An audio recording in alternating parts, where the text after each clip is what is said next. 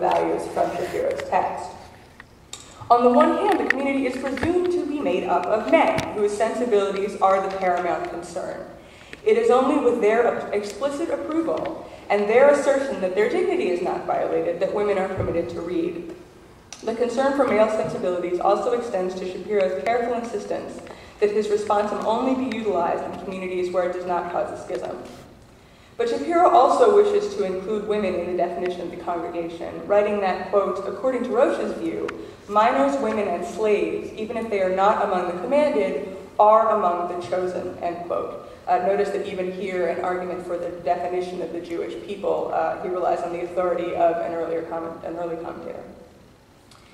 He is so insistent that women are part of the community that he is specifically critical of efforts of other left-leaning rabbis, including Shlomo Riskin, to give women more opportunities to participate by creating separate women's services.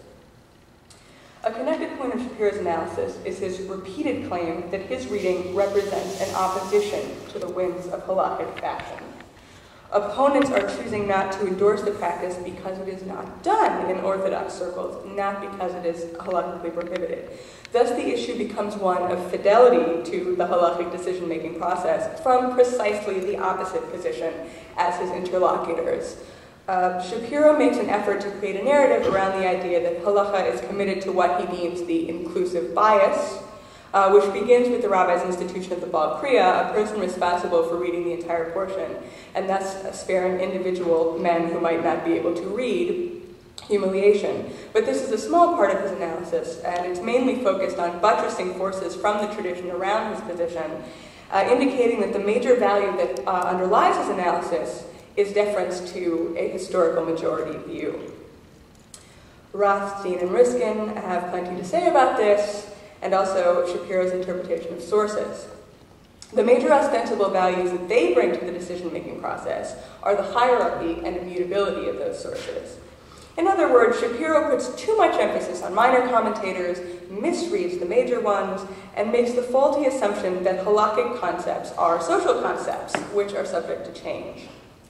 Both change the terms of the argument from Shapiro's contention that the question is not one of obligation. To them, laning is in fact obligatory, and thus women's status as non-obligated precludes them from participating. They also argue that kavod tzibor is not historically conditioned and thus not subject to waiver. In so doing, Rothstein attacks fundamental distinctions between public and private, in that any minyan, including one in a private home, is presumed to be a public function, and thus to have a dignity that cannot be waived. Riskin calls into question the distinction Shapiro makes between communal and individual obligations. Interestingly, both of these distinctions, which the authors choose to problematize, are foundations of the gender divide in halakha. As conclusively demonstrated by Saul Berman in his 1973 essay, The Status of Women in Halachic Judaism, women tend to be obligated in private individual commandments and exempted from public communal ones. To erase those boundaries in the name of women's exclusion is also to potentially undermine their ability to keep the gender categories separate in the first place. Neither rabbi acknowledges this possibility because generally argument is kept on a technical level, pointing out overly broad readings of sources and concepts. As technical as their arguments are, though, both Rothstein and Riskin also insist that Shapiro is violating the communal nomos. They accuse him of lacking integrity in the Dworkin sense by misidentifying the voice of the community, since he fundamentally misunderstands the nature of communal membership. They do this, interestingly enough, by framing the argument about whether women can or cannot read Torah in public as actually an argument about men, primarily the meaning of men's participation in group ritual.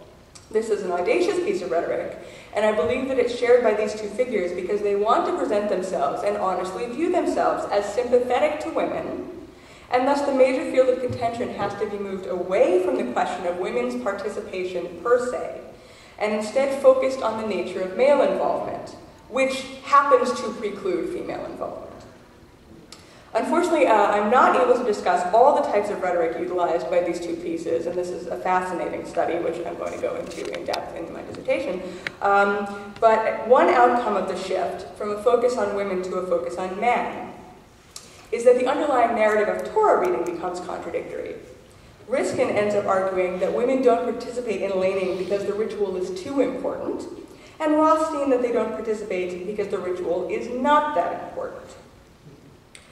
I also located an important distinction between pro and anti-laning responsa in the use of women's voices in the text. None of the official responsa, of course, have been written by women or utilize direct quotes from women because in Orthodoxy there are, as yet, no women who hold the position of universally acknowledged halachic decisors. In the pro-laning responsa, women's opinions are represented by the authors, generally in the form of discussions of how women feel bad that they can't participate. Whereas in the anti-laning responsa, women are told what their opinions on the subject ought to be. They're not blamed for having the wrong opinions, rather are presented as victims of false consciousness, which stems from men's drift away from the correct understanding of and practice of the ritual. These rabbis explain, or simply state, that certain laws or statements in the tradition are not, in fact, degrading or offensive to women. This includes the statement used as the title of this paper, "A Woman on the Bima Means Ignorant Men," an explanation for the ruling in Megillah 3:8. The Mishnah fails to explain what dignity of the congregation means in this context. Thus, it has been argued by many commentators, based on connecting the verse with the one following, that a woman reading Torah undermines the dignity of the congregation because it implies that men are unable to read for themselves. Often, this is considered the more sensitive explanation, since there's also a historical strand which claims that women reading Torah violates the dictum kol isha, the voice of a woman is licentiousness. Either way, the idea that a woman reading implies that there are no suitable male candidates is presented as something that is a priori non-offensive. The way Rothstein discusses the inappropriateness of women's feeling slighted by their exclusion is enlightening. Quote, "Many communities today have become places to attend as desired and to benefit from as needed. In such circumstances, men's greater participation is simply an unfair advantage. In a proper Jewish community, where men realize and perform their communal responsibilities, the lack of dignity in having outsiders perform communal functions would be clearer and less offensive," end quote. Because Jewish men no longer understand the difference between an obligation and a privilege, women have been led to believe they're missing out. If men took the correct attitude toward their participation, women would understand their place in the system better. This place is as outsiders to the community of obligation.